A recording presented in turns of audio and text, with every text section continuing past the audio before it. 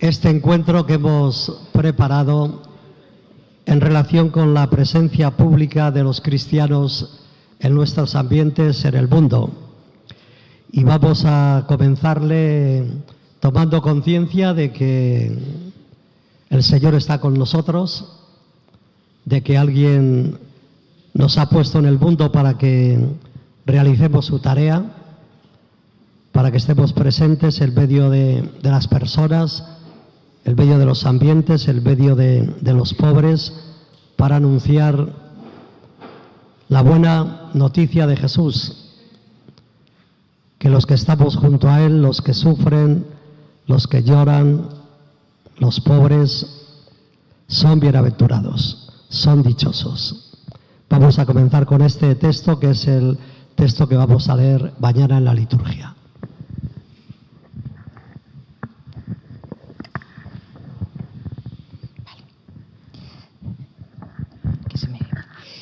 Dichosos los pobres en el espíritu. En aquel tiempo, al ver Jesús al gentío, subió al monte, se sentó y se acercaron sus discípulos y abriendo su boca les enseñaba diciendo: Bienaventurados los pobres en el espíritu, porque de ellos es el reino de los cielos.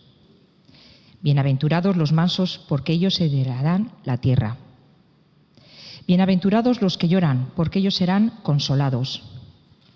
Bienaventurados los que tienen hambre y sed de la justicia, porque ellos quedarán saciados. Bienaventurados los misericordiosos, porque ellos alcanzarán misericordia. Bienaventurados los limpios de corazón, porque ellos verán a Dios. Bienaventurados los que trabajan por la paz, porque ellos serán llamados hijos de Dios. Bienaventurados los perseguidos por causa de la justicia, porque de ellos es el reino de los cielos. Bienaventurados vosotros cuando os insulten y os persigan y os calumnien de cualquier modo por mi causa. Alegraos y regocijaos, porque vuestra recompensa será grande en el cielo. Palabra del Señor.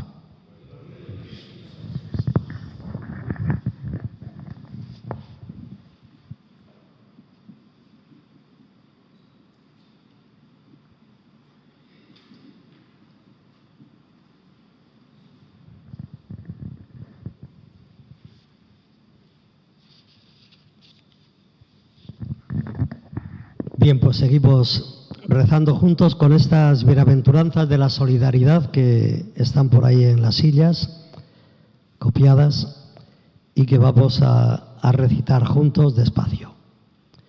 Felices los que siguen al Señor por la senda del buen samaritano, los que se atreven a andar tras sus pasos, a superar las dificultades del camino, a vencer los cansancios de la marcha, los que al andar van trazando sendas nuevas para que otros sigan entusiasmados y continúen la obra del Señor, los que atentos y presurosos cambian su ruta para salir al encuentro del Señor vivo en el que sufre, tan presente en estos tiempos, tan cercano para algunos, para otros tan lejano.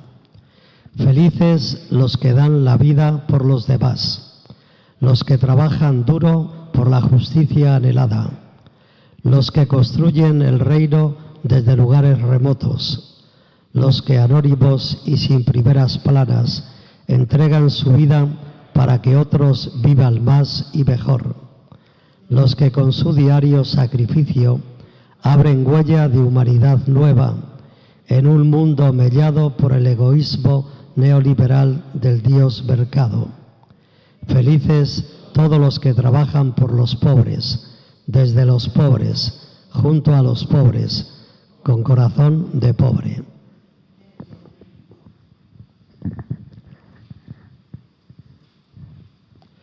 Pues unidos a Jesucristo nos dirigimos al Dios que acompaña la vida de los pobres, diciendo juntos: Padre nuestro que estás en el cielo, santificado sea tu nombre.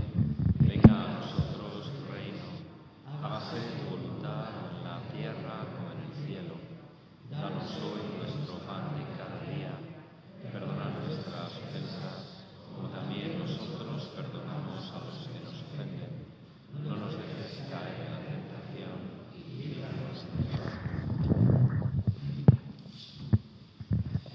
El Señor esté con vosotros y la bendición de Dios Todopoderoso, Padre, Hijo y Espíritu Santo, descienda sobre vosotros y os acompañe siempre. Pues bienvenidos a esta mañana intensa. Gracias, Carlos, por estar una vez más aquí entre nosotros. Hemos escuchado el texto de las bienaventuranzas, la última de ellas, en directo. Te la dice el Señor a ti, a mí, a cada uno de nosotros. Cuando por mi causa, por el reino, por dar testimonio, por desmarcarte de lo que es lo preceptivo, por ser distinto, por molestar, por inquietar, por ser profético, cuando te pase de todo esto, Jesús pasa a la primera persona.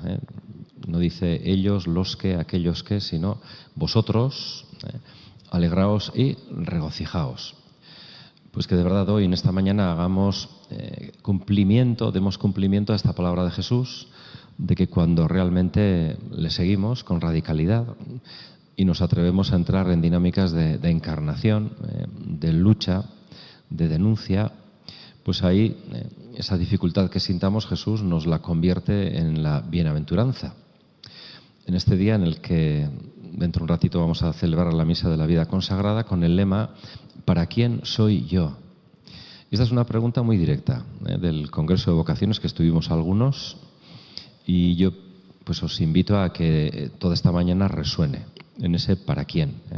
Nuestra identidad no puede ser una identidad cerrada, no tiene sentido.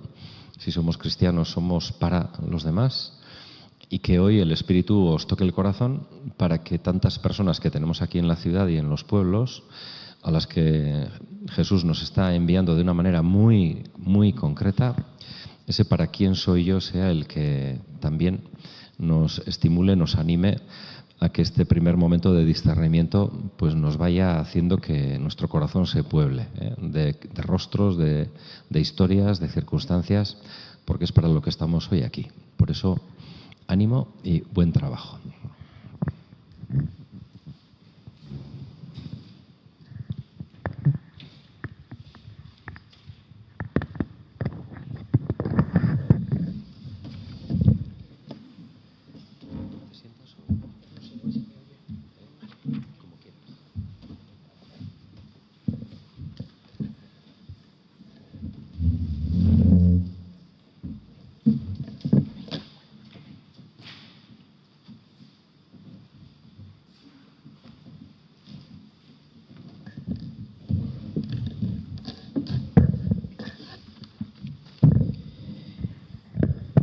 Bueno, pues yo vuelvo a repetir los buenos días en esta mañana tan fresca y gracias por venir, y sobre todo a algunos pues que han hecho un trayecto un poco largo.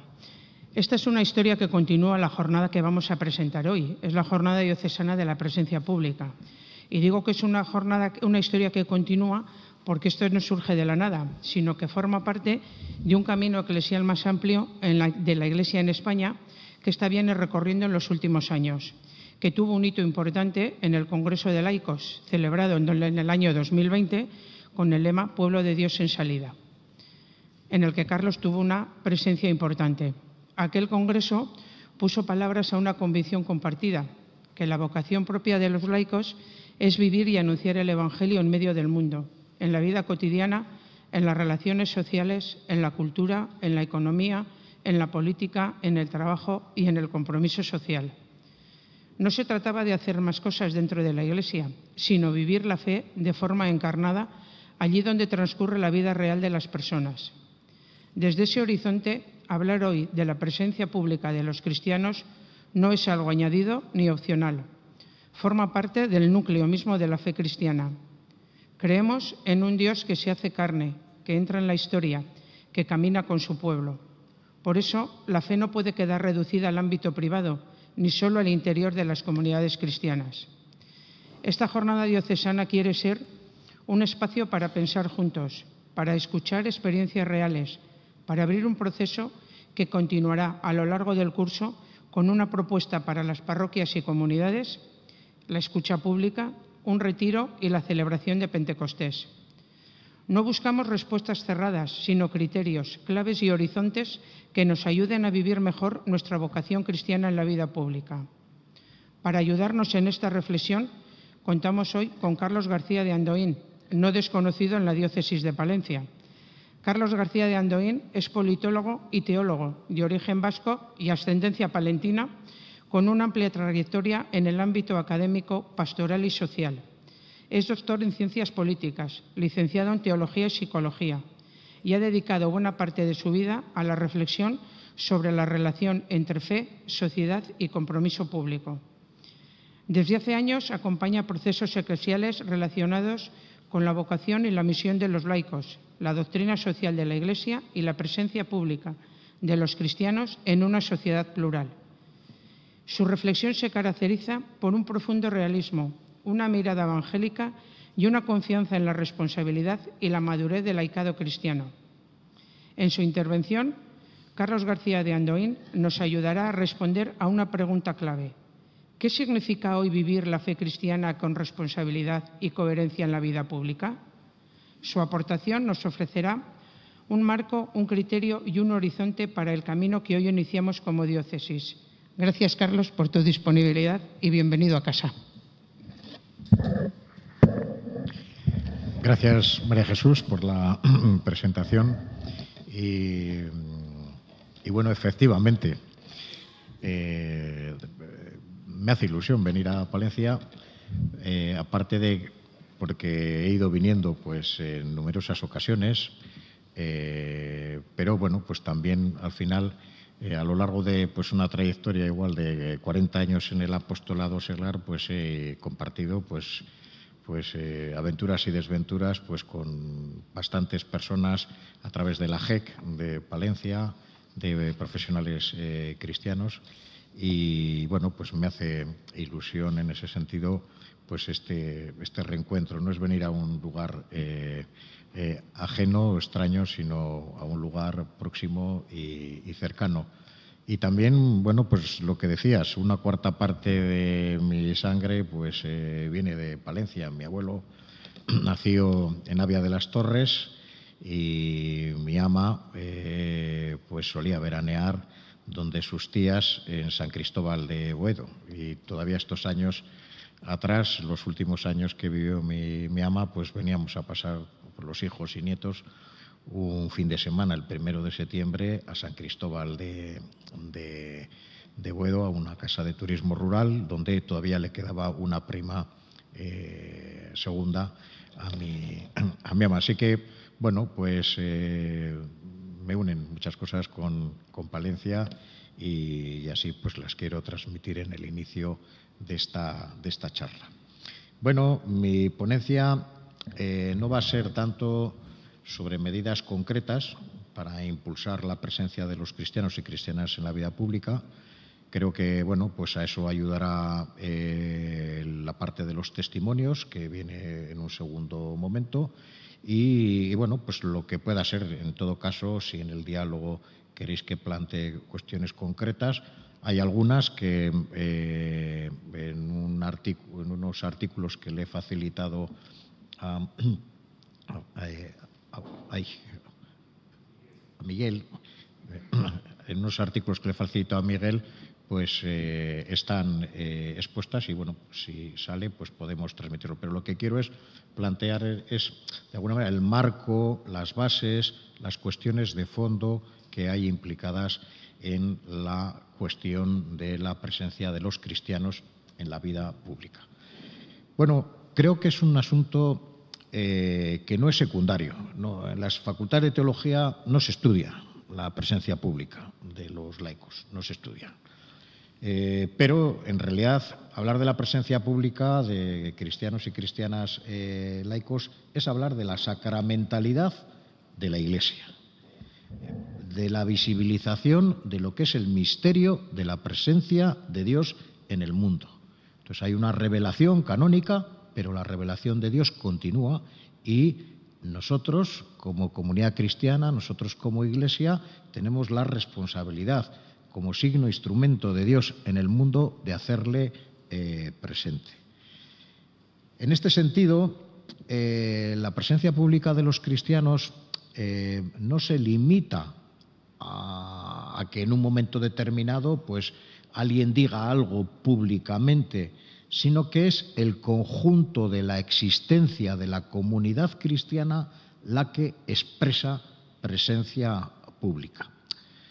Si lo pensamos, en realidad de nosotros se dice que somos los cristianos no porque fuera un nombre que los propios cristianos nos pusimos, sino que en Antioquía, pues dentro de la pluralidad de grupos, de ideas que había, allí en Antioquía es donde nos empezaron los demás a llamarnos los cristianos.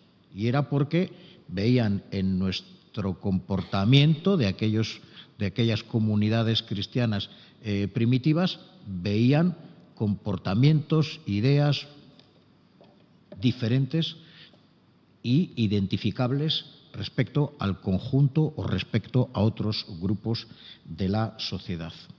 ¿Quiénes son los cristianos? ¿Cómo viven? ¿Qué hacen? ¿Qué piensan? Este es el primer estrato de la presencia pública de los cristianos. La vida y el pensamiento del conjunto del pueblo de Dios es indisociable del compromiso de los cristianos en la vida pública. Luego iremos hablando pues, más del compromiso personal, del compromiso asociativo en la vida pública, pero hay que pensar que ese compromiso personal o ese compromiso asociativo no puede disociarse, sino que al final donde coge base y raíz es en lo que el conjunto del pueblo de Dios vive y de lo que el conjunto del pueblo de Dios manifiesta y significa ante la sociedad. Van a misa, eso se ve. Cuidan la familia, los cristianos. Participan en comunidad, participan en el tejido asociativo, son respetuosos, son solidarios, buscan el bien común más que el particular, están con los inmigrantes, miran por la casa común, miran por la vida, por la dignidad.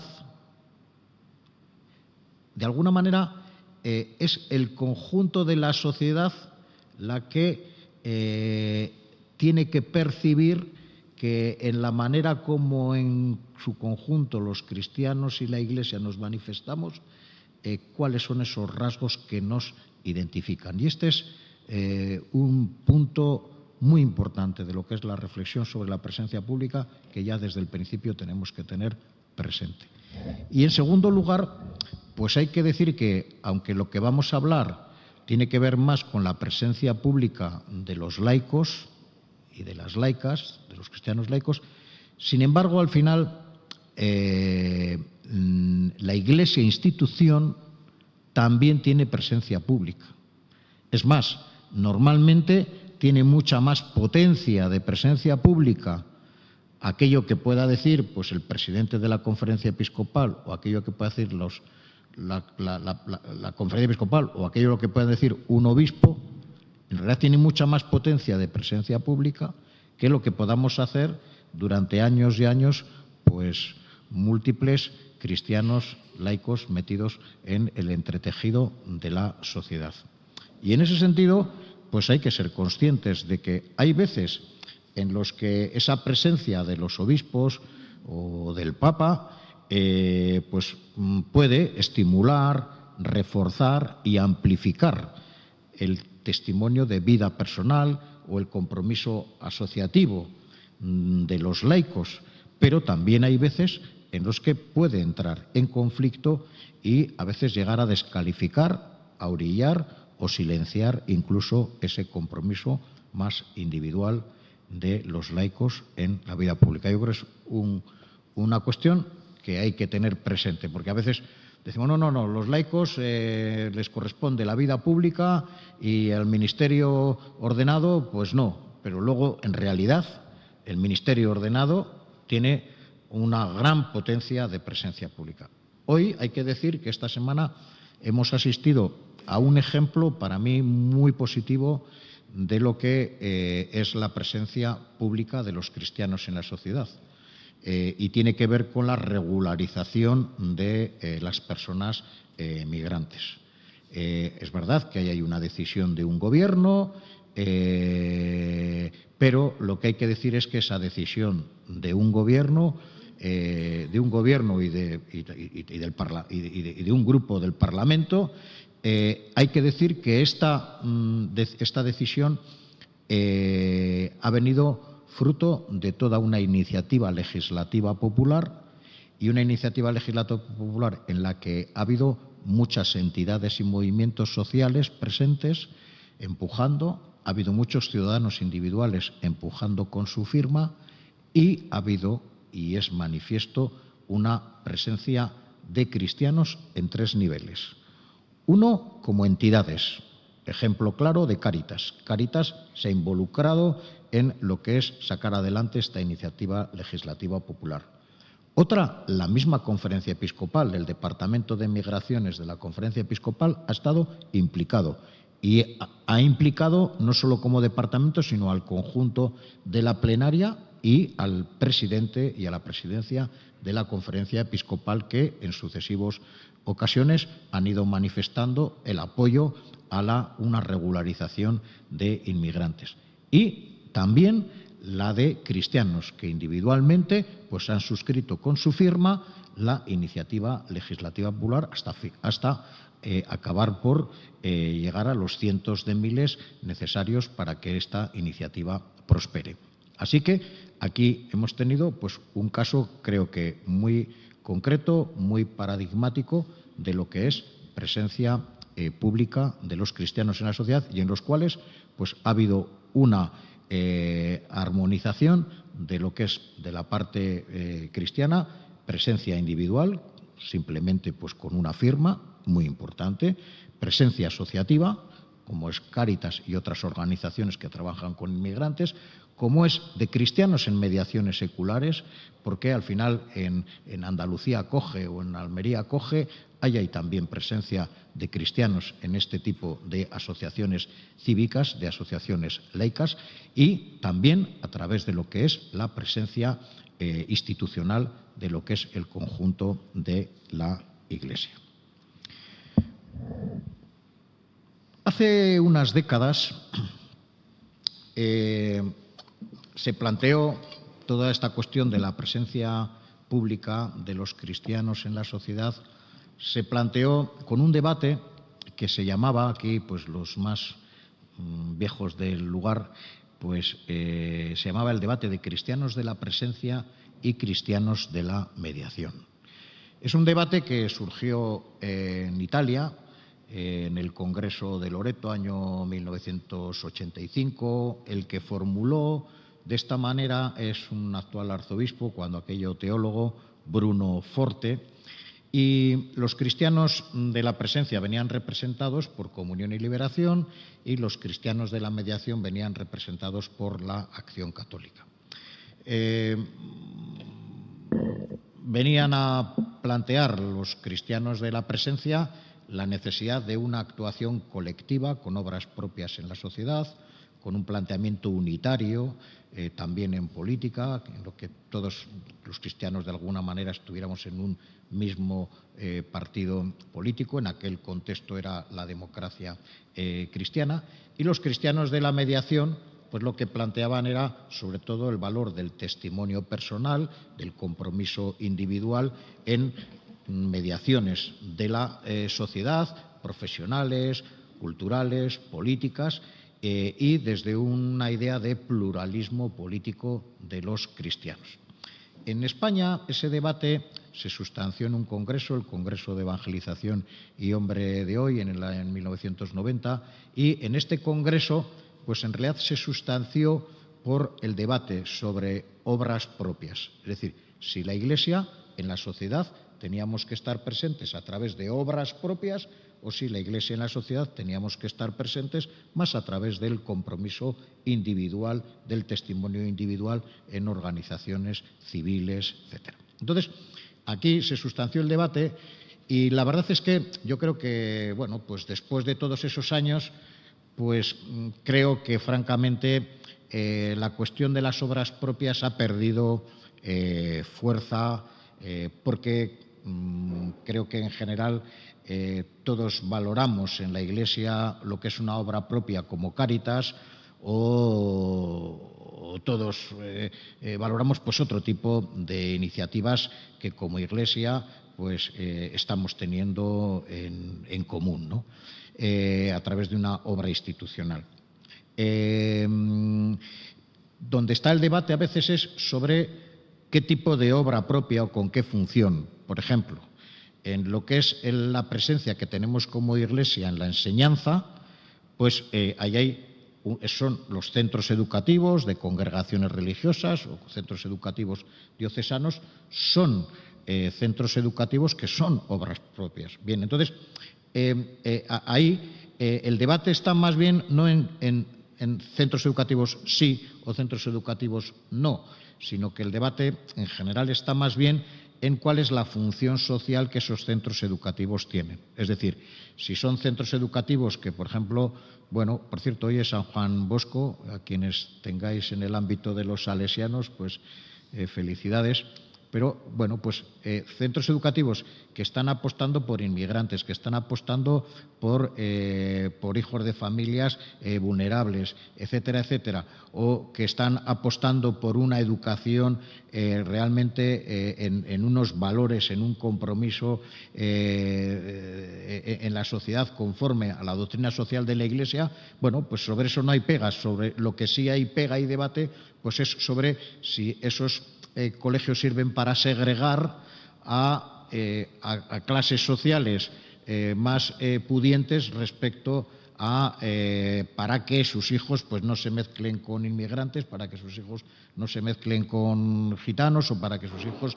Entonces, este es el debate, es un debate más bien prudencial. O, por ejemplo, un debate también importante lo hay sobre la COPE o sobre 13TV, acerca, bueno, pues de qué tipo de función social pues tiene o qué tipo de posicionamientos ideológicos o tipo deontológicos tienen. Entonces, ahí sí hay debate, no sobre obras sí, obras no, sino sobre debate prudencial sobre la función o sobre el servicio que esas obras prestan a la sociedad.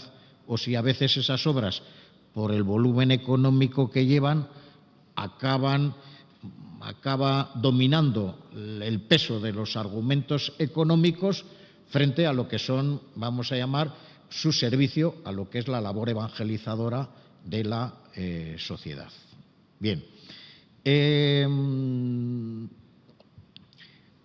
Una pequeña. Entonces, ¿dónde está realmente hoy en día la cuestión? Pues la cuestión hoy está más bien no tanto en si obras propias sí, obras propias no, sino que hoy en día la cuestión del modelo de presencia pública, de mediación o de presencia, está más en sí la sociedad y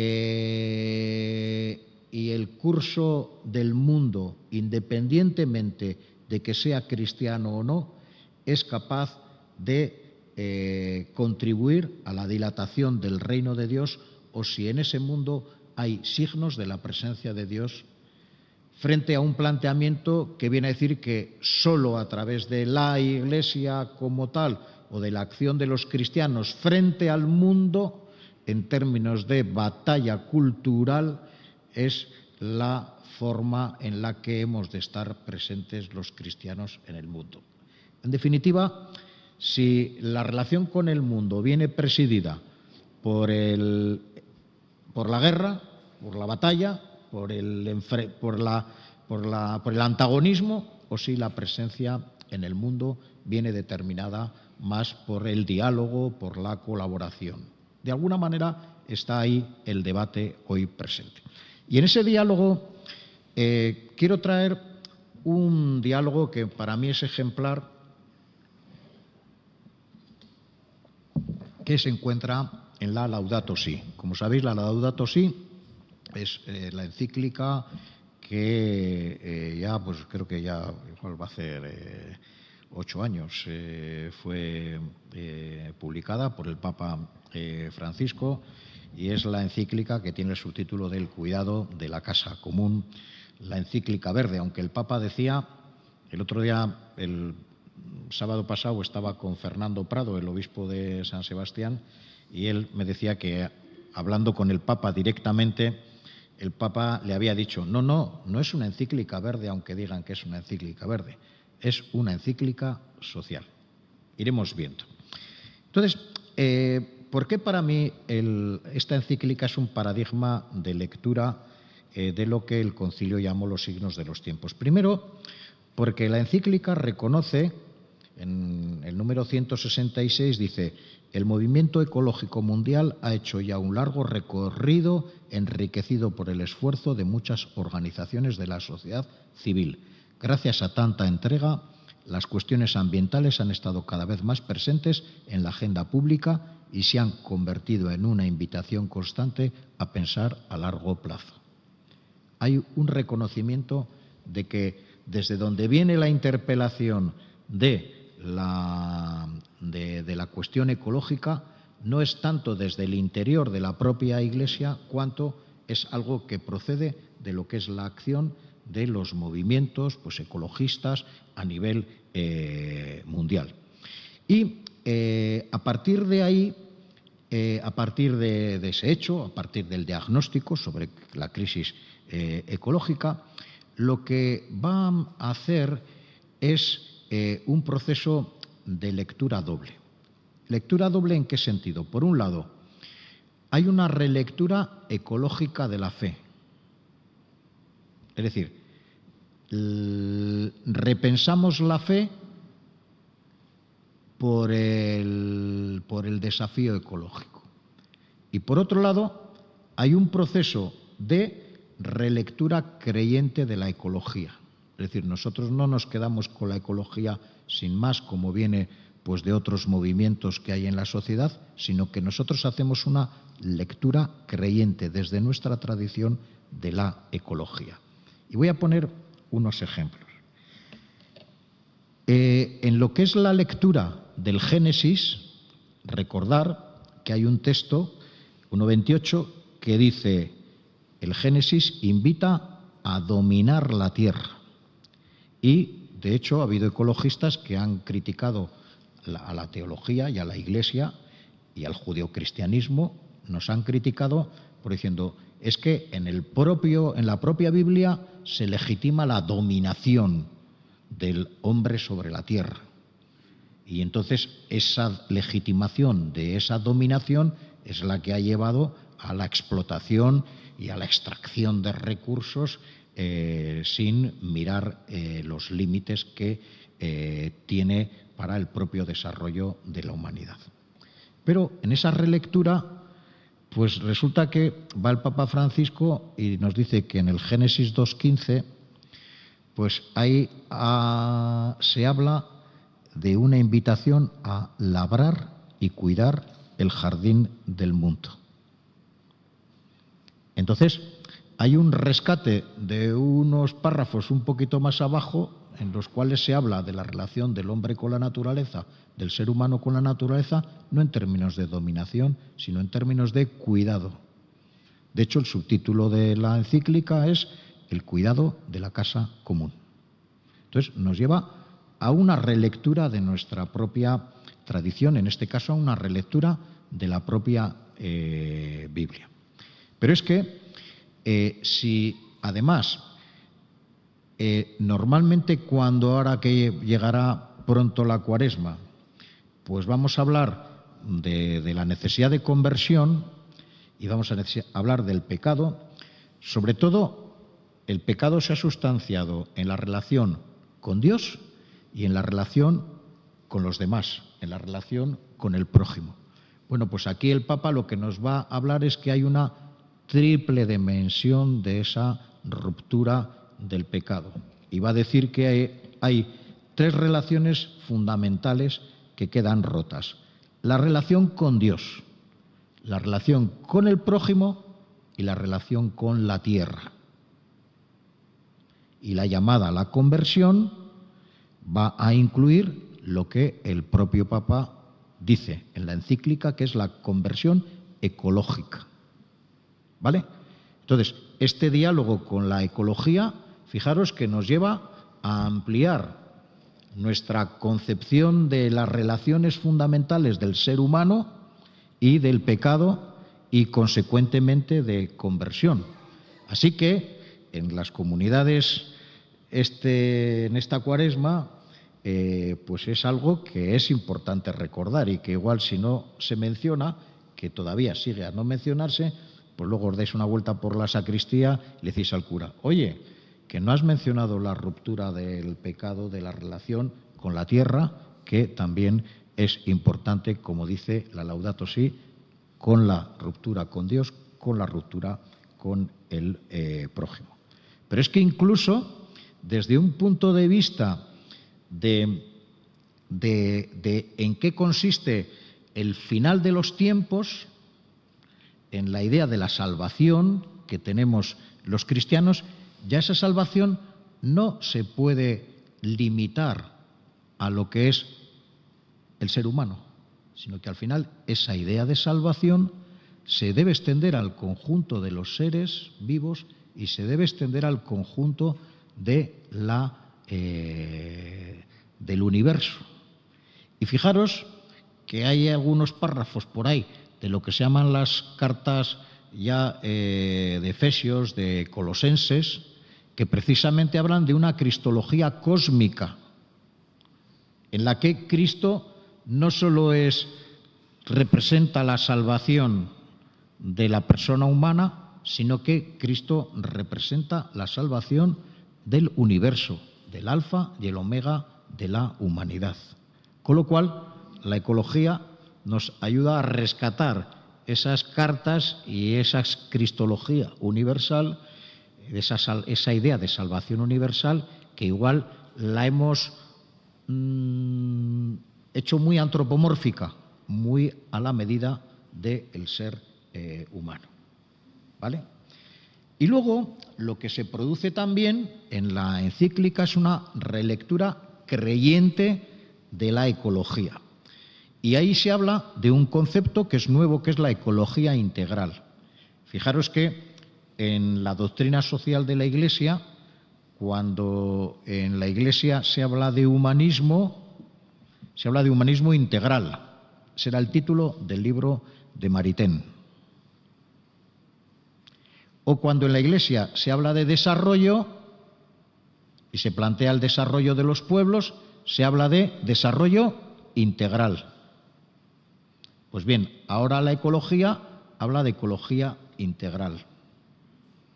Normalmente lo integral lo que habla es de todo el hombre y de toda la humanidad, cuando se habla de integralidad. Y eso incluye espiritualidad, eso incluye también trascendencia y eso incluye también escatología. Bien, pues ese término, ecología integral, que a partir de este momento, no antes, forma parte de la doctrina social de la Iglesia, pues lo que habla es de una manera cristiana de comprender la ecología. Entonces, maneras de comprender la ecología hay muchas, pero la ecología integral plantea la creyente, la cristiana. Y entonces, ante el medioambientalismo burgués, pues reivindica la injusticia social que sufren los pobres, porque está relacionado también con la ecología.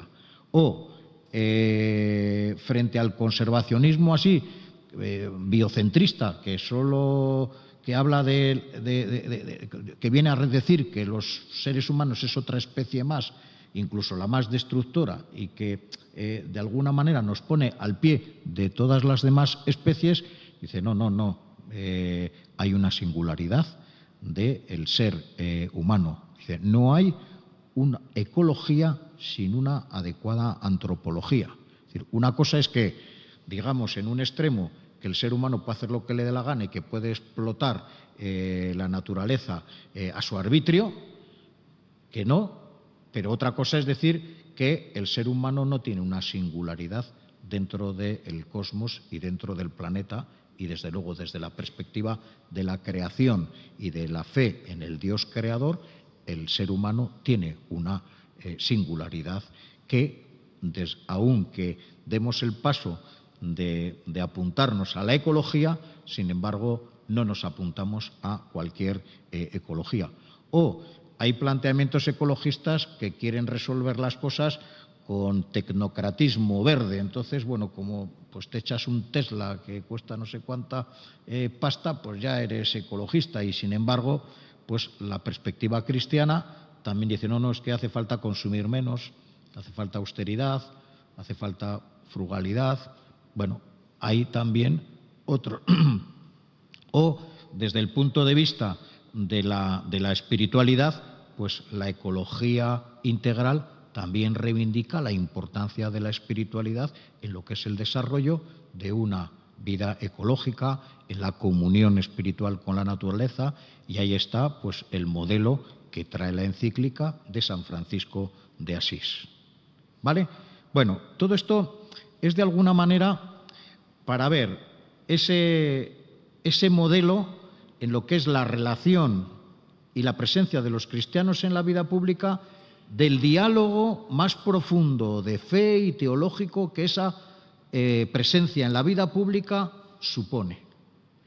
Y que al final ese tipo de experiencia es una experiencia que tenemos que construir permanentemente. De aquí miramos la realidad, hay hechos en la sociedad nuevos, y esos hechos los leemos desde el Evangelio, los leemos desde la tradición cristiana, y ahí entra una interacción y un enriquecimiento en el cual, en ese dinamismo de encarnación, hay toda una serie de cuestiones más profundas que van a entrar en juego y que van a generar un diálogo que es el que nos va a llevar a dar con esa respuesta cristiana a los desafíos actuales de la sociedad. ¿Vale? Avanzamos.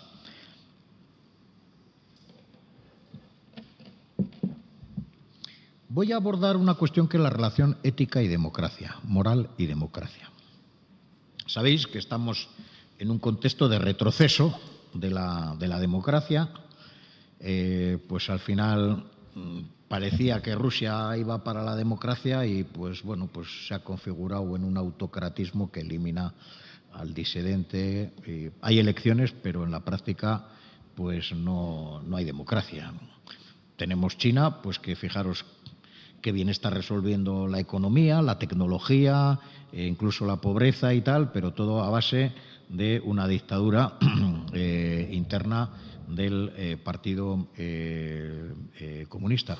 Pero es que ahora también nos estamos sorprendiendo con lo que es toda la deriva de una democracia, de la democracia más antigua del mundo, que es Estados Unidos, donde se están saltando todos los mecanismos, todas las normas, y bueno, ya hay quien está empezando a hablar de todo lo que es el ejercicio del gobierno por parte de Trump como un ejercicio fascista, neofascista, o que está evolucionando hacia el fascismo. En este contexto, pues es relevante. Fijaros que una de las cuestiones que la moral de la Iglesia tiene planteadas en relación a la democracia es decir que la democracia per se no era moral. Y decía que Hitler había accedido al gobierno de forma electoral, con apoyo electoral, y sin embargo, efectivamente, pues la manera de ejercer el poder político por parte de Hitler pues estaba muy alejada de valores morales, no solo cristianos, sino de valores morales universales. Bueno, pues esto que, si vais a documentos pues del episcopado español sobre esta cuestión, pues siempre aparece ahí, pero sin embargo, pues parecía como una reflexión de otra época. Pero sin embargo, pues en estos momentos esa reflexión ha cobrado actualidad.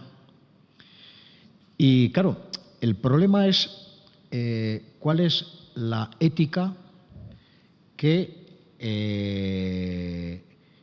y cómo se establece la ética y esos valores que nos sirven para calificar o valorar las decisiones democráticas. Aquí se planteó el debate en este sentido cuando la legislación del matrimonio homosexual.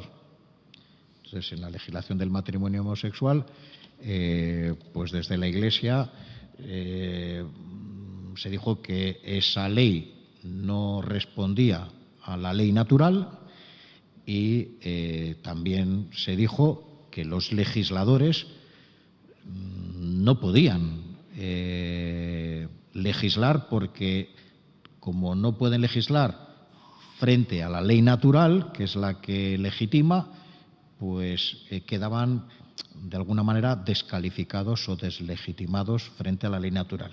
Fijaros que el argumento no habla de que no están legislando conforme a la ética cristiana o que no están legislando conforme a la doctrina social de la Iglesia, sino que allí lo que se planteaba como argumento era que era contra la ley natural, entendiendo que la ley natural es una ley que precede a la ley positiva y que es universal y que toda ley positiva, para ser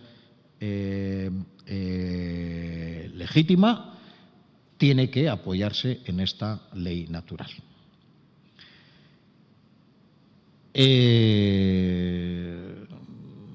Ahí ha habido el justnaturalismo, fue una doctrina que fue creciendo en torno a lo que fue la división en Occidente entre luteranos, católicos,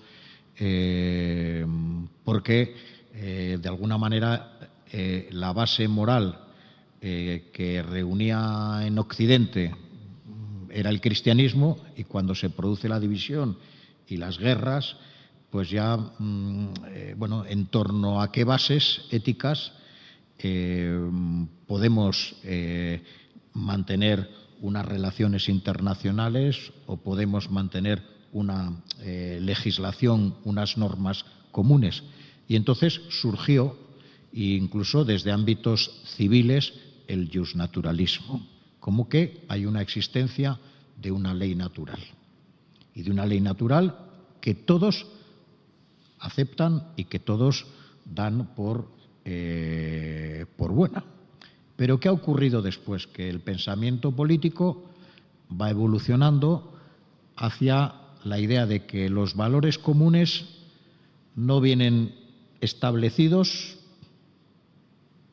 sino que los valores comunes se establecen por convención, es decir, por diálogo entre diferentes vamos llegando a concertar unos valores comunes, y entonces esos valores comunes son aquellos que tienen que servir como base para justificar si unas leyes son justas o si unas leyes no son justas, o si unas políticas son justas o no lo son, o si Bien, entonces haya habido un cambio de perspectiva, de un establecimiento de los valores comunes desde arriba hacia abajo o un establecimiento de los valores comunes de abajo hacia arriba. Y ahí el ejemplo más importante es la Carta de los Derechos Humanos, en la cual participaron múltiples países y participaron múltiples religiones, participaron múltiples ideologías políticas, y acabó llegándose a un consenso en lo que es la Carta de los Derechos Humanos. Yo hoy diría que para la Iglesia apelar a la ley natural es un argumento que carece de fuerza, y sin embargo creo que en torno a los derechos humanos tenemos sobradas referencias éticas para poder, desde ese marco, poder denunciar regímenes, poder denunciar prácticas, poder denunciar leyes ilegales, etcétera, etcétera. Desde luego, creo que ahora mismo, en lo que es la evolución que está teniendo el mundo, seguir teniendo la Carta de los Derechos Humanos y como Iglesia mantener la importancia de una referencia común como es la Carta de los Derechos Humanos, creo que tenemos ahí camino de sobra para contribuir desde una referencia común. Además, también hay que decir que el valor que la doctrina social de la Iglesia tiene. Y el valor de la doctrina social de la Iglesia, no porque podamos poner esa doctrina a la par que la Carta de Derechos Humanos, porque no es así compartida, pero sí es verdad que la doctrina social de la Iglesia, para poder valorarla, para poder reconocerla y para poder apreciarla, no hace falta ser católico, no hace falta ser cristiano, sino que puede haber personas, grupos, ideologías que valoren lo que es la doctrina social de la Iglesia y que, en ese sentido, podamos tener sobre la base de la doctrina social de la Iglesia un marco, un instrumento para poder colaborar con lo que decía el Concilio de las hombres y mujeres de buena voluntad, es decir, con personas no creyentes. ¿Vale? Bueno, pues esto sobre la cuestión de la relación entre ética y democracia. ¿Cómo vamos de tiempo? 17. Bueno, vale. El siguiente punto que quería plantear es sobre el lugar de la religión en la deliberación democrática. Hemos asistido, pues yo diría que en los últimos 50 años, y concretamente pues en España, pero podría decir pues que en el conjunto de Europa, a un proceso de privatización de la religión en lo que es el debate público y en lo que es la vida pública, diciendo, oye, tú eres religioso, pero a la sacristía. En lo que es el debate público no aceptamos al actor religioso porque consideramos que es incompatible Dios con la democracia, por así decirlo. Donde debe reinar, donde el gobierno es de Dios, no cabe el gobierno del pueblo. De hecho, pues cuando empezó la Segunda República, el cardenal Segura, precisamente frente a la República, decía que aquello pues era pecado porque la República no aceptaba el gobierno de Dios, ¿no? Entonces, pues desde ahí, no, es que en el momento que la religión entra en el debate público y en el debate democrático, en ese momento ya ahí queda de alguna manera pues como descafeinada o disuelta la democracia. Y yo creo que en eso pues hay que reivindicar que una verdadera democracia, y en una verdadera democracia todos los miembros que forman parte de esa sociedad tenemos derecho a intervenir en los procesos de deliberación democrática. Eso sí, cuando lleguen las leyes y se aprueben cosas, aunque yo no esté de acuerdo con ellas, tendré que acatar esa ley. O, en último término, si va muy en contra de mi conciencia, pues puedo ser objetor de conciencia en el límite. Pero realmente, entonces, ahí hubo un debate entre Habermas y cuando Benedicto XVI todavía no era papa, que fue precisamente sobre la voz pública de la religión. Y ahí es interesante porque Habermas es un pensador laico que lo que defendía era que nuestras sociedades pluralistas, en lo que concierne a las visiones del mundo, se encuentran cada vez más a menudo escindidas por conflictos de valores que, requiriendo regulaciones políticas, no pueden excluir a los actores religiosos. Y dice, en las polémicas sobre la legalización del aborto o de la eutanasia, sobre las cuestiones bioéticas de la medicina reproductiva, sobre las cuestiones de la protección de los animales y del cambio climático, en todas estas cuestiones y en similares, el estado de la argumentación es tan intrincado que en absoluto puede vislumbrarse de antemano qué parte puede invocar las intuiciones morales correctas. Es necesario que los gobiernos, en sus iniciativas legislativas en estas materias, cuenten también con los actores religiosos. Ahí, yo, por ejemplo, durante varios años he estado asistiendo igual a 7 o 8 encuentros ya en el contexto del Parlamento Europeo, en el que el Parlamento Europeo convoca a las confesiones religiosas y también van algunas organizaciones que, por ejemplo, sobre todo en Bélgica, son organizaciones que son de libre pensamiento o ateas. Bueno, pues el Parlamento Europeo convoca, igual ahí nos juntamos, pues 150 o 200 personas, según el interés del tema que presenten. Entonces, cuestiones legislativas que están trabajando o prioridades políticas que se están planteando, pues lo que hace es hacer una presentación y generar un espacio de diálogo.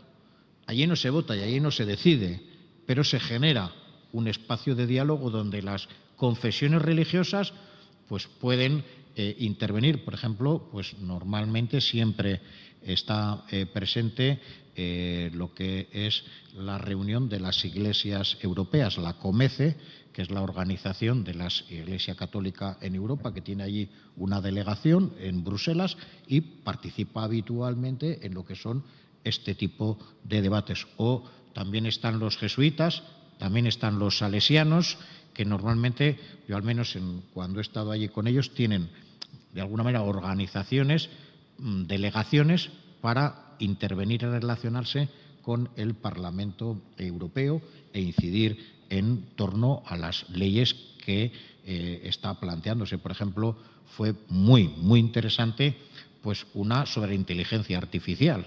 Entonces nos estaban planteando, bueno, y como esa, pues ha habido sobre el pilar social de la Unión Europea, bueno, pues ha habido sobre muchos temas muy diversos este tipo de jornadas, ¿no? Entonces, creo que no es democrático excluir al actor religioso. Eso sí, tampoco el actor religioso podemos entrar al espacio público diciendo que yo tengo la verdad.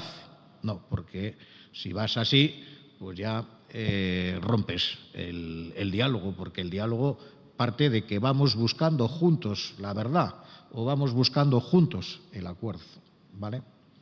Bueno, pues voy con otro tema que voy a enunciar suavemente o rápidamente, ya porque tengo que ir ya en la maniobra de aterrizaje y aproximación, que es que la política y las decisiones en la vida pública muy a menudo se guían por el discernimiento del mal menor. Hay que pensar que a veces los cristianos, cuando entramos en la vida pública, los cristianos tenemos una perspectiva muy moral, tenemos una perspectiva muy ética, tenemos una perspectiva muy de valores. Hay gente que se acerca a la política por interés y punto. Va, pues bueno, a sacar tajada o en la política hay de todo. Pero una cosa que nos caracteriza a los cristianos es que vamos desde unos valores y por unos valores. Y claro, pues la política, los proyectos para llevar adelante esos valores necesitan de dinero. Entonces el dinero pues es un recurso limitado. A menudo en la política hace falta ponerse de acuerdo grupos dentro del mismo partido que no piensan lo mismo. Hace falta ponerse de acuerdo entre grupos del mismo gobierno que no piensan lo mismo. Hace falta ponerse de acuerdo entre grupos de un parlamento que no piensan todos lo mismo. Es lo propio de la democracia.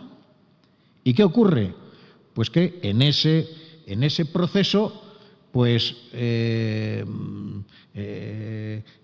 al final los proyectos y las acciones y las decisiones nunca son perfectas. Y hay un filósofo y tal que nos dice a los cristianos que tenemos el prejuicio de la justicia completa. Es decir, que de alguna manera, como tenemos una densidad escatológica de que los valores son absolutos y los valores deben ser perfectos, a la hora de lo que es la construcción de la realidad, pues esa realidad tiene que ser perfecta,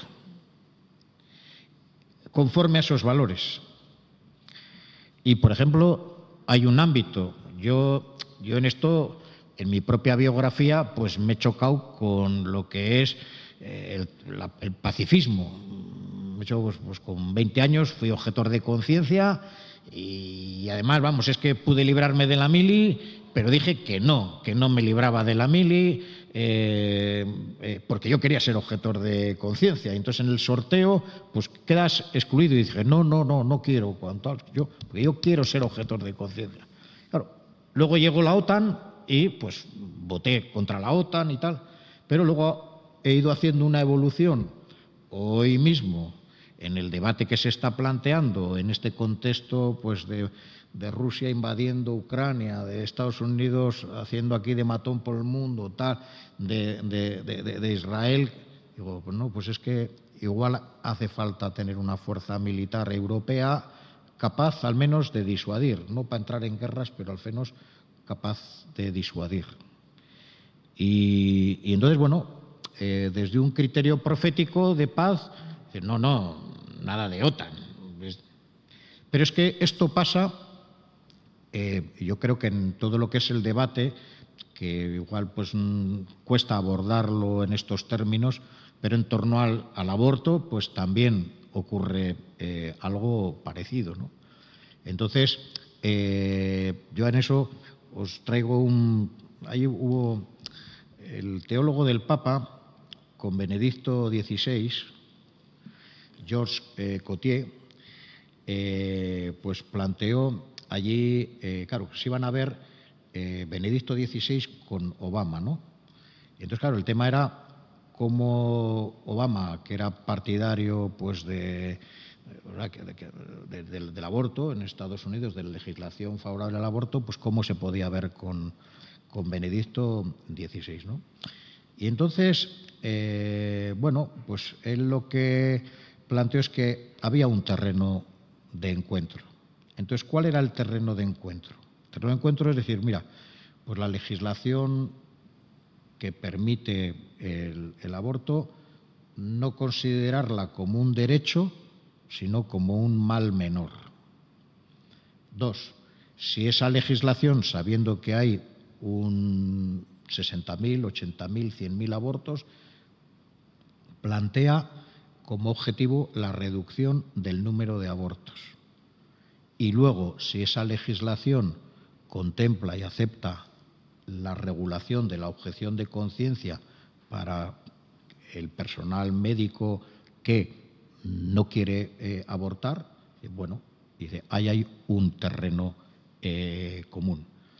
Y entonces, él decía que recordaba, dice, la actitud de los primeros legisladores cristianos que no abrogaron inmediatamente las leyes romanas sobre prácticas contrarias a la ley natural como la esclavitud, al principio, para garantizar el consenso de los ciudadanos y conservar la paz social, mantuvieron en vigor lo que llamaban las leyes imperfectas, que no respondían íntegramente al planteamiento cristiano, sino que consideraban leyes imperfectas, pero entendían que una legislación conforme a la cristiana acababa generando más problemas o más conflictos. Y recuerda también que Santo Tomás de Aquino, para quien la ley debía de ser moral, sostenía a la vez que el Estado no debe dictar leyes demasiado severas porque no serán cumplidas y por tanto devienen inútiles.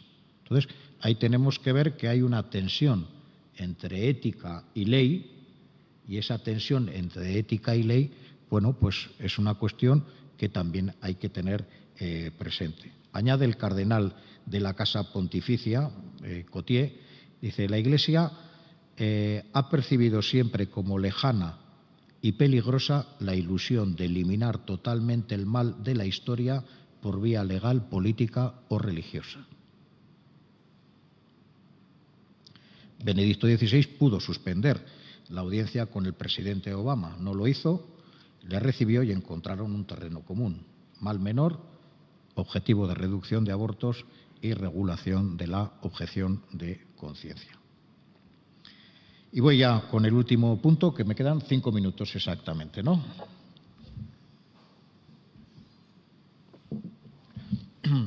Bueno, ahora quiero poner el punto en la necesidad de vocaciones políticas desde los cristianos.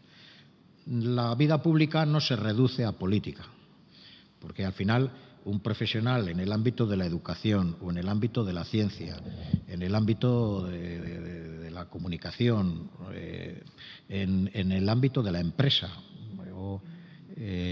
Fijaros, en Mondragón está el grupo cooperativo de Mondragón, que fue creado por un cura conforme al desarrollo de la doctrina social de la Iglesia en el marco de la empresa y en el marco de la economía. Y quiero decir que, y además el tipo de actividad que se hace en una empresa del Grupo Cooperativo Mondragón, pues es muy industrial, quiere decir que al final es muy manufacturera. Y sin embargo, pues hay lugar para el desarrollo del reino de Dios y hay lugar para la presencia como cristianos en la vida pública. Pero creo que al final la política tiene un papel central importante, y creo que allá donde hoy echamos más en falta la presencia de cristianos en la vida pública, pues es el ámbito de la política, porque hoy, si analizas la educación, si analizas el ámbito de la acción social, si analizas el ámbito de la cooperación al desarrollo, si analizas el ámbito de la comunicación, si analizas el ámbito universitario, si analizas todos esos ámbitos, hay que decir que, bien mirado, hay una presencia de los cristianos y de la Iglesia en la vida pública muy importante. Pero en lo que es ya el debate cultural, el debate social, el debate, ahí es donde hay una especial subrepresentación y, desde luego, claramente en lo que es el ámbito de lo que es la representación política, ¿no? Y entonces, bueno, aquí recuerdo que el Papa Francisco dice: ruego al Señor que nos regale más políticos a quienes les duela de verdad la sociedad, el pueblo, la vida de los pobres. Es imperiosa una política ética que, desde las poderosas palancas de las instituciones públicas, la legislación y el gasto público, contribuya, junto a los esfuerzos del conjunto de la sociedad civil. Dios puede hacer bien a la política. ¿Por qué no orar a Dios para que inspire vocaciones a la acción política y a una nueva política más guiada por el bien común y la prioridad evangélica de los pobres y las víctimas? Y entonces, bueno, pues creo que es importante que, pues, en esa pastoral vocacional que desarrolla la Iglesia, no solo desarrollemos vocaciones para el servicio ministerial ordenado, para la vida religiosa, para el servicio ministerial laical, sino que también desarrollemos con generosidad el desarrollo de unas vocaciones para la vida política. Creo que sabiendo que hay Octogésima Advenies dice que una misma fe puede conducir a compromisos políticos diferentes. Es decir, ahí tenemos que pensar que al final, si tú quieres estar en política, necesariamente tienes que tomar partido. No se puede estar en política sin tomar partido. A menudo tenemos una visión del partido, de la política, del poder negativa. Entonces parece que, claro, es como si a alguien le promueves para que vaya a la política, es como para que vaya al infierno, ¿no? Y entonces, pues al final, y sin embargo, en política hay que decir que el poder es importante, el poder es muy importante para construir el reino de Dios, y hay que decir que no es lo mismo ejercer el poder de una manera o el poder ejercerlo de otra manera, pero que a menudo hay que entrar en confrontación de poder. y desde luego a veces tenemos una visión del cristianismo pues un poco buenista o idílica, que en la práctica rehúye la encarnación, y a veces por el temor al conflicto o por el rechazo hacia el poder político, ¿qué hacemos? Pues nos lavamos las manos, dimitimos del compromiso de la encarnación y nos quedamos en casa, fuera, viendo, pues como ves en la Plaza de Toros, pues viendo allí bueno, pues el conflicto en la arena y yo sentado. Bueno, termino. Creo que en la sociedad española hay múltiples fracturas, múltiples polarizaciones desde el punto de vista de desigualdad socioeconómica, desde el punto de vista de fragmentación cultural, desde el punto de vista de polarización política. Y yo creo que ahí Fratelli Tutti invita a una expresión que habla de la cultura del encuentro, ¿no? Habla de la cultura del encuentro como capacidad para integrar, dialogar y construir. Significa que como pueblo nos apasiona intentar encontrarnos, buscar puntos de contacto, tender puentes, proyectar algo que incluya a todos.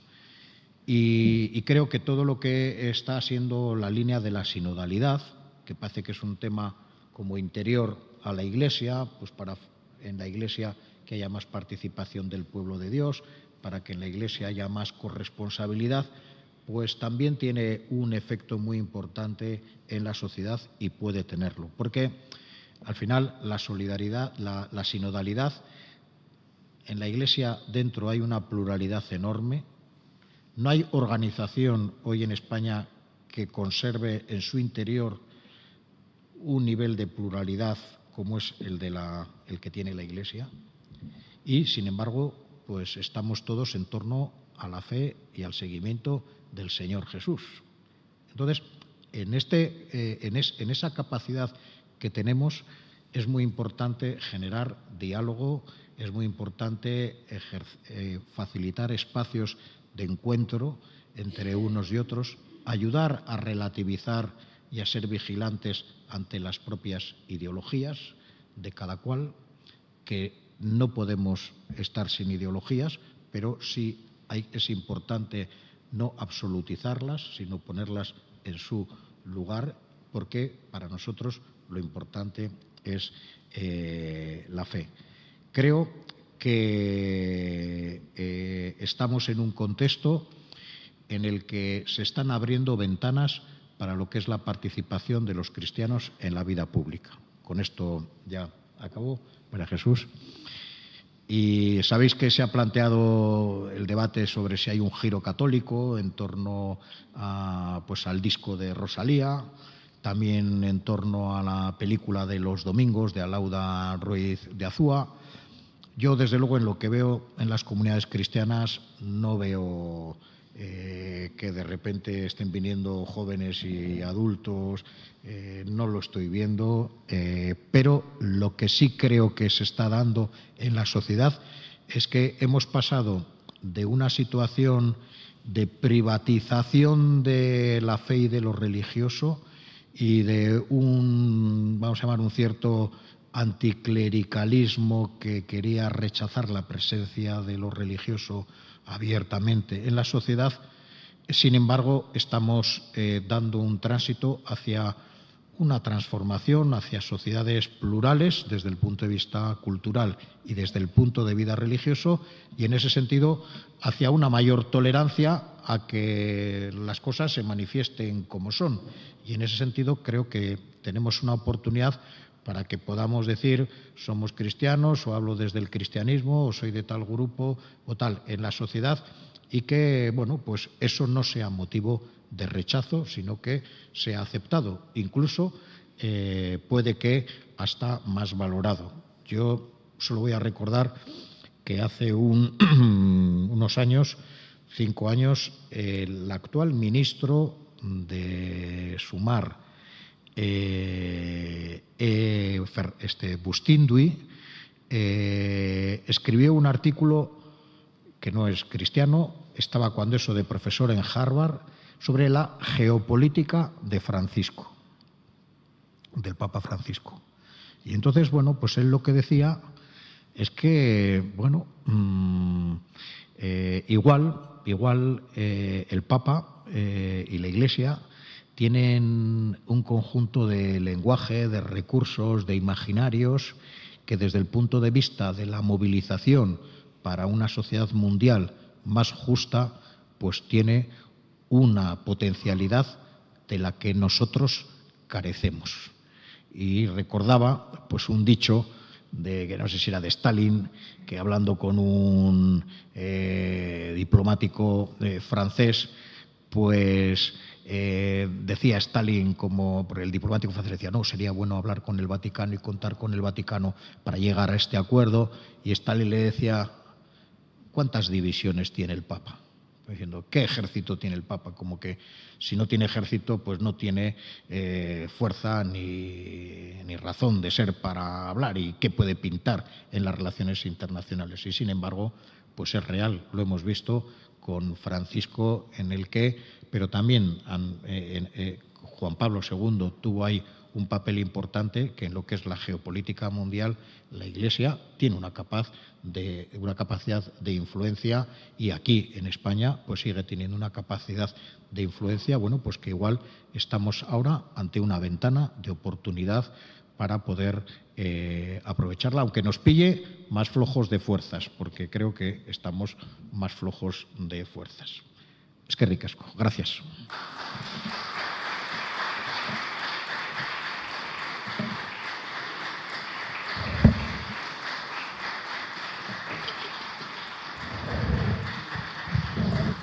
¿Se me olvida algo? Bueno, a mí antes se me ha olvidado comentar cómo estaba estructurada la mañana. Bueno, ya la primera parte era la ponencia de Carlos. Ahora tenemos unos 10 minutos para que se puedan hacer preguntas al ponente. A las 12 tendremos un descanso hasta las 12:30. Y a partir de las 12:30, la mesa redonda, que luego os la presentarán Encarna y Javier, a los que van a participar en ella. Y al final de la mañana, pues en el último cuarto de hora, una cosa así, antes de las 2, a las 2 menos cuarto, Miguel nos va a exponer el plan de trabajo hasta Pentecostés. La palabra es vuestra.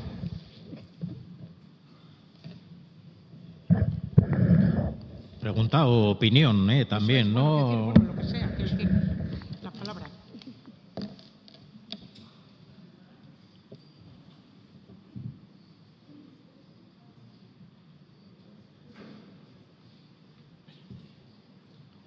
Se acepta un voluntario o voluntaria para transportar el micro por la sala.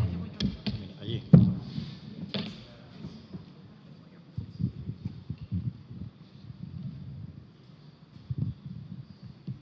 Por abrir un poco el tema, dos cuestiones. Por una parte, valorar el esfuerzo que se hace aquí en la diócesis de lectura creyente de distintas realidades, que no deja de ser, yo creo que, un espacio muy importante de formación para que nuestra presencia pública esté cada vez más preparada, los que tenemos o los que tenéis presencia pública estéis más capacitados para el debate público y para el debate cultural y político en la realidad. Entonces, lo digo porque tenemos esta experiencia desde hace varios años en la diócesis sobre distintas cuestiones actuales, una lectura creyente de las mismas. Yo creo que es un espacio que hemos de aprovechar. Y otra cuestión ya para ti es, tú sí tienes experiencia de presencia en la vida pública, en la vida política. Tú desde tus convicciones creyentes has estado, creo, poniendo en marcha espacios de encuentro, creando puentes y buscando desde la fe una relación comprometida a nivel más político. ¿Puedes un poco contarnos brevemente tu experiencia o cómo has vivido todo esto, cómo te has sentido, si te has sentido acompañado, cómo lo has vivido?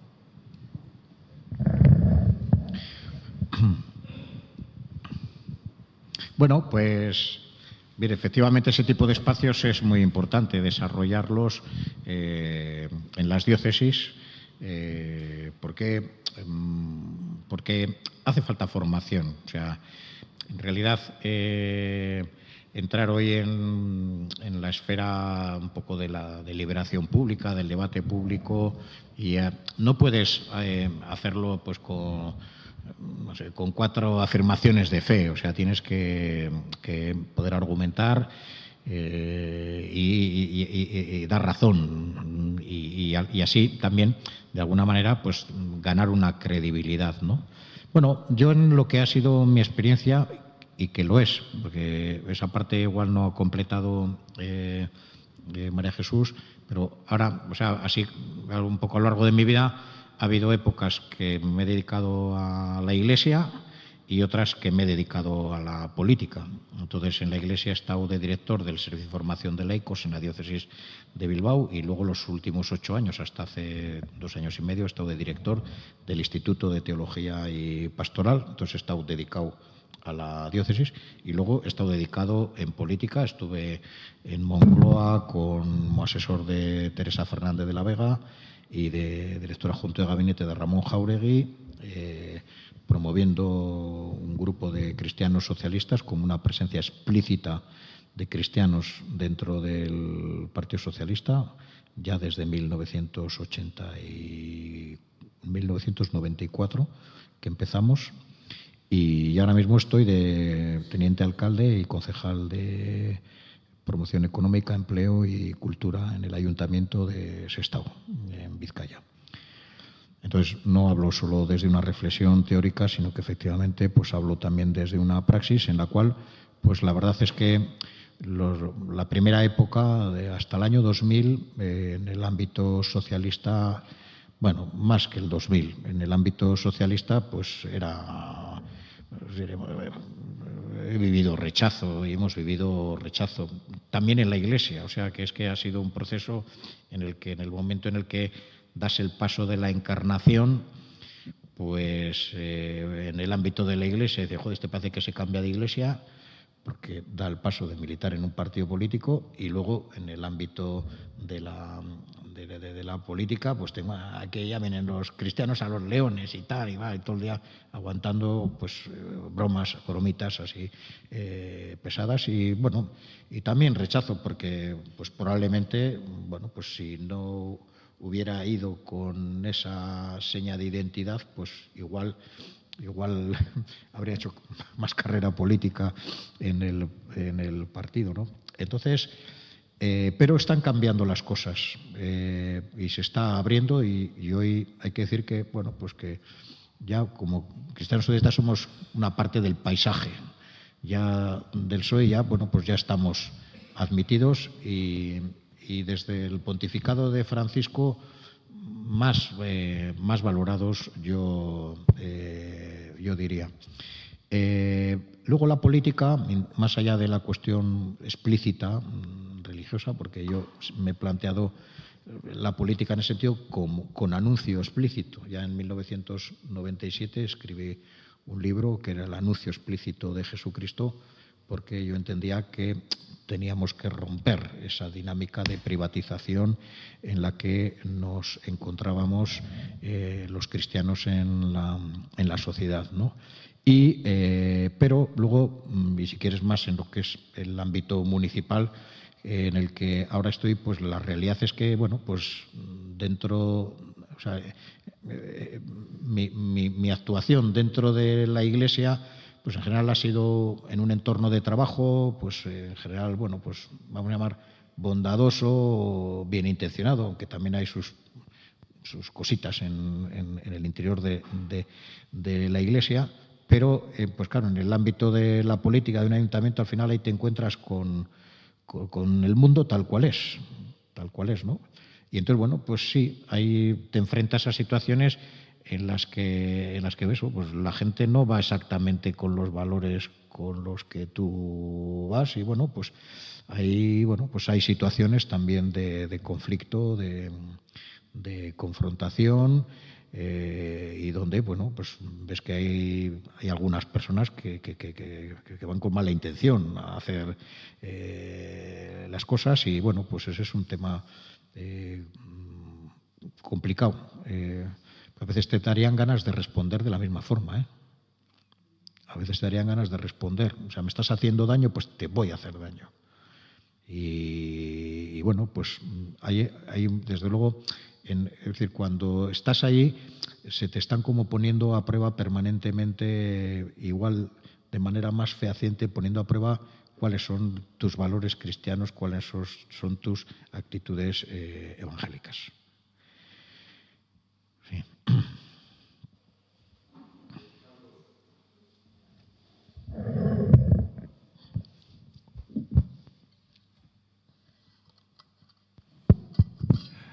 Gracias, Carlos.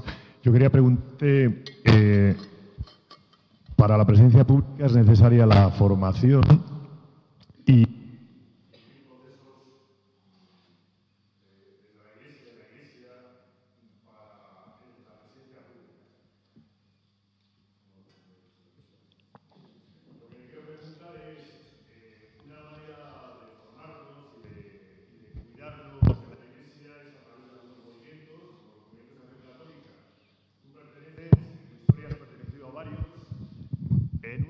¿nos podías decir cuál es tu experiencia, cómo está siendo tu experiencia, por qué merece la pena? Bueno, yo he estado 5 años en la JEC, primero. Después estuve como acompañante de la JOC 7 años, que fue cuando estuve de seminarista. Luego dejé el seminario y luego estoy ahora... luego estuve promoviendo el movimiento diocesano de jóvenes, que por cierto teníamos relación con gente de Palencia y que acabamos haciendo MJAC, Movimiento de Jóvenes de Acción Católica General, y ahora soy miembro de Acción Católica General. Y la tesina de licenciatura de Teología la hice sobre OAC y Comunión y Liberación, con lo cual, pues bueno, pues yo francamente debo mucho a lo que ha sido la formación que he vivido en los movimientos. Yo destacaría para mí un elemento muy importante, sobre todo en el inicio, fue el protagonismo, la participación. O sea, porque en otras esferas de Iglesia pues no tenías el protagonismo que sí experimentas en un movimiento a la hora de decidir, a la hora de ver por dónde va a ser la actuación del movimiento desde el punto de vista de protagonismo. Y luego otro es esa espiritualidad de la revisión de vida, en la que de alguna manera lo que yo he reflejado aquí respecto a la Laudato Si, todo ese diálogo y todo ese proceso de lectura creyente de la ecología y de relectura desde la ecología de la fe, o sea, yo donde he aprendido a hacer eso es en la revisión de vida. Entonces, o sea, probablemente a mí lo que me ha dado capacidad para observar esto en la encíclica, que yo no se le he oído a nadie este tipo de reflexión sobre la encíclica, y he leído muchos autores y tal, pero pues nadie ha reparado en este proceso de diálogo que ahí se da entre fe y mundo, entre fe y cultura, y ese es probablemente yo, si me he dado cuenta de ello, es porque lo he vivido en la práctica toda mi vida, en la revisión de vida. Luego, a ver, en los procesos de formación para una vocación política, yo creo que es importante, primero, algo que igual, que es el tema de la experiencia de contacto con sectores vulnerables, con pobres y tal. A mí concretamente, para eso fue muy importante la experiencia de contacto con jóvenes de la JOC, que eran jóvenes que estaban en una situación pues muy vulnerable, y de alguna manera yo desde esa experiencia, ahora que soy concejal de empleo,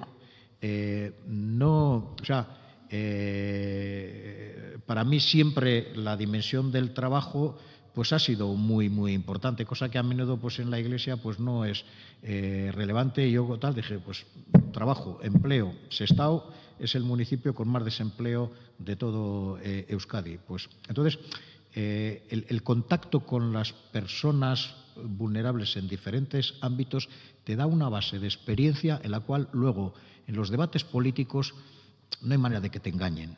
O que te engañen con estadísticas, o que te engañen con discursos, o que te engañen con que no, ahora conviene más esto que el otro. No, esa experiencia, o lo mismo si la tienes en el ámbito de la discapacidad, o la tienes en el ámbito de los mayores dependientes, o si la tienes en el ámbito que la tengas, esa experiencia de relación con la vulnerabilidad es muy importante a la hora de asegurar convicciones en lo que decía Francisco de políticos a quienes duelan los pobres, que necesitamos políticos así.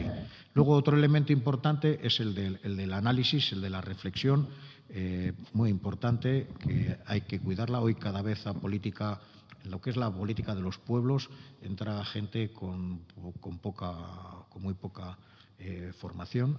Igual ya los niveles de gobiernos y tal, pues ahí entra gente con carreras y especializaciones y estudios internacionales y tal, pero en lo que es el ámbito de la política de los pueblos hace falta mucha más formación. Y luego otra cuestión para mí importante es la formación en las convicciones personales, lo que decía Pablo el hombre interior, decía él. Hoy diríamos pues la persona interior de una forma inclusiva, pero la importancia de esas convicciones, porque en política tienes 1001 ocasiones de pecar, o sea, 1001. Entonces, ahí es donde se pone a prueba la resistencia real de tus valores. Cuando no los se ponen a prueba, bueno, pues sí, yo soy cristiano, tal, pero cuando se ponen a prueba, ahí es donde se ve pues cuál es la fortaleza, y ahí es clave la persona interior, y eso es algo que los movimientos ayudan. Y por último, para intervenir en la vida pública hace falta salir de tus entornos cómodos y entrar a relacionarte con gente nueva, a organizaciones nuevas, procedimientos nuevos. Y entonces ahí hace falta un poco de aquello de Abraham, de sal de tu tierra, que lo hizo más con la edad que se lo dijo el Señor, ¿no? Entonces, esa salida los movimientos te van ayudando a hacer esa salida, y también a manejar instrumentos de comunicación pública, porque al final hoy, con redes sociales, si quieres tener cualquier tipo de actividad de presencia y incidencia en la vida pública, redes sociales, campañas, metodologías de llegar a la gente para convencerla, de llegar a la gente para que se sume, de llegar a la gente para que te apoye. Entonces, esos elementos de una acción en el contexto del aprendizaje cristiano, pues el desarrollar métodos de acción pues también es un elemento importante que a mí me han aportado los movimientos.